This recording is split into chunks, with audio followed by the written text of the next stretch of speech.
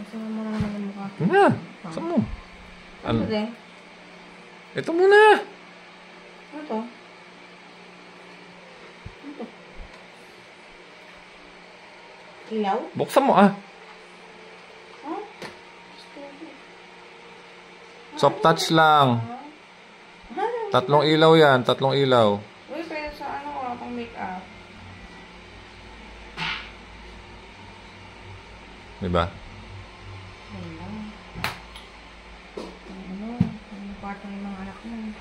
Ito, olive oil. Mahal yung olive oil. Ano to? Ang kuha ng ano, sugar? Stamp. Hindi, sa anit to. Yung pagka medyo nauupod na yung buhok mo. Ano to? Air purifier? No.